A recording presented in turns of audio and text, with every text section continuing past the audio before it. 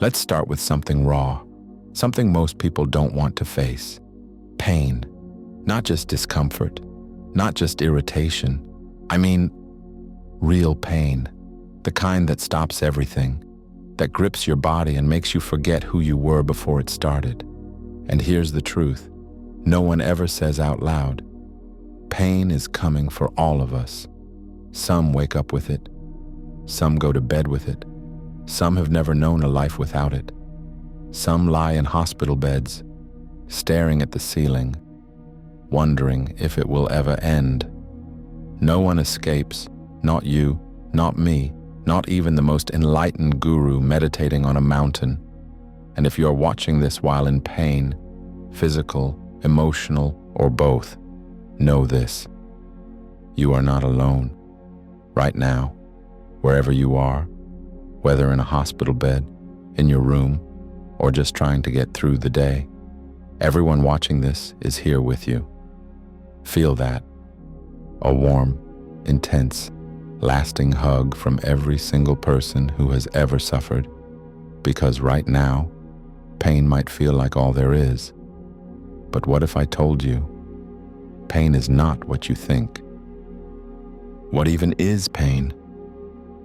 Not the medical definition, not the science of nerve signals and receptors. I mean, what is pain, really? Because here's the weird part. No one has ever truly found it. You can describe it, sharp, dull, burning, crushing. But where is it exactly?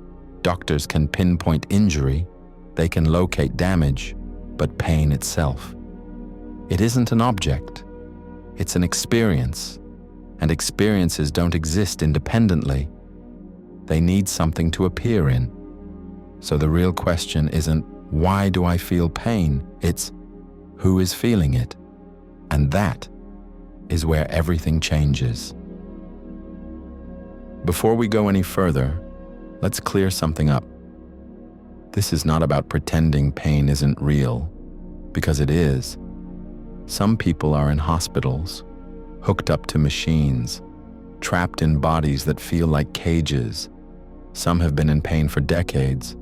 Some have been told, there's nothing more we can do for you. And the last thing anyone wants to hear is, oh, pain is just an illusion. Just think positive. That's not what we're doing here. Pain is real. It can shape your life. It can feel unbearable.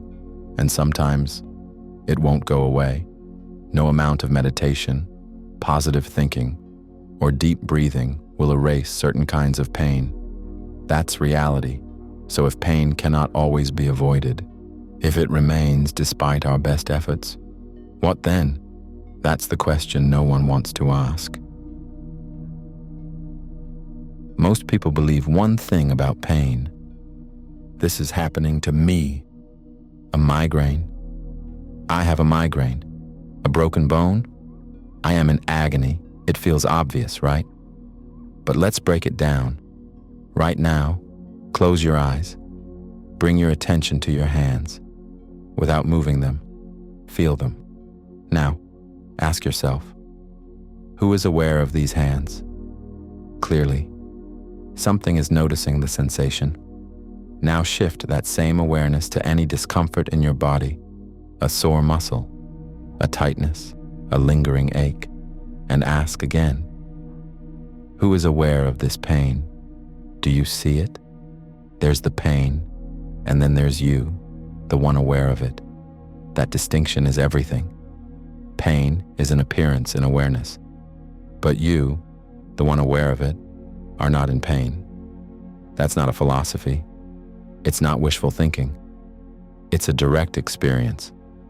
Right now, if you actually look, you can see pain happens. But the one experiencing it is untouched, and that's where the suffering starts to fall away.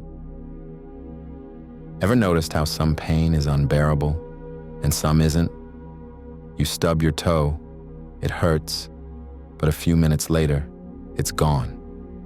Now imagine that same pain, but you believe your toe is broken. Same sensation, completely different experience. Why? Because pain isn't the problem. The problem is the mind's reaction to it. The second pain arises. The mind does two things. One, it labels it. This is bad. This shouldn't be happening. Two, it fears the future. How long will this last? What if it gets worse? And just like that, pain becomes suffering. But what happens when you drop the labels? What happens when you stop fighting pain and just let it be what it is? You might think, well, it'll still hurt. Sure, but does it have to feel unbearable? Or is that just the story you've attached to it? Modern society is obsessed with avoiding pain. We take painkillers. We develop medical breakthroughs. We build entire industries around comfort. And yet, pain remains. People still experience excruciating illnesses, injuries, and conditions for which there is no permanent cure. So here's the uncomfortable truth. What if pain cannot be eliminated? What if, despite our best efforts, some of us will have to live with pain? This is not an argument against medicine. No one should suffer unnecessarily when relief is available. But for those whose pain cannot be fixed, what then? Non-duality offers a radical shift. Instead of running from pain, what happens if we turn toward it? Not in a masochistic way, not in a just accept it way, but what happens when we stop struggling against it? This idea, turning toward pain instead of resisting it, sounds insane at first. Why would anyone want to fully feel their pain when every instinct urges them to escape it? The reason isn't to glorify suffering. It's to loosen the grip that pain has over the mind. Think about what happens when we resist pain. The mind tenses. Fear takes over. Suffering intensifies. The pain is no longer just a sensation. It becomes a prison, something that defines and consumes us. But when we simply allow pain to be what it is, without adding layers of, why me? Will this ever stop? I can't handle this. Something changes. Pain is still there, but the suffering around it, it begins to soften. Here's something most people never notice. Pain is happening in the body. But who is it that knows pain is happening? If pain were truly all-encompassing, you wouldn't be aware of it. There would only be pain. But because you can observe pain, that means there is something beyond it. This isn't a mind trick. It's not about pretending pain isn't real. It's an invitation to see that pain, like all experiences, arises in awareness, and awareness itself. It remains untouched. Pain feels so immediate, so overwhelming, that it seems like the only reality. But what if, even in its intensity, it's still part of the hyper-real dream we are in? Think about dreams. When you're in one, everything feels real. The fear, the joy, the pain. But the moment you wake up, you see it for what it was, an experience happening within something larger. What if this is no different? Right now, pain is happening. That cannot be denied. But who is it happening to? The body feels pain. The mind reacts to pain. But the deeper reality, the awareness in which all of this appears, it remains untouched. Pain is happening, but you, the real you, are not trapped in it. You are the space in which it arises. Just like in a dream, the suffering feels personal until you wake up. But here's something interesting. Ever noticed how pain feels different when you're distracted? When you're watching an intense movie or completely locked into deep conversation, the pain might still be there, but is it a problem? No, because the mind isn't feeding it. Now, Here's the crazy part. That me that feels pain, it's no different. The moment you stop looking for yourself inside the pain, the suffering falls apart. Non-dual teachings put it like this: pain comes, but there is no one left to suffer it. Think about that. What does pain feel like without a sufferer? It's just a sensation, not good, not bad, just there.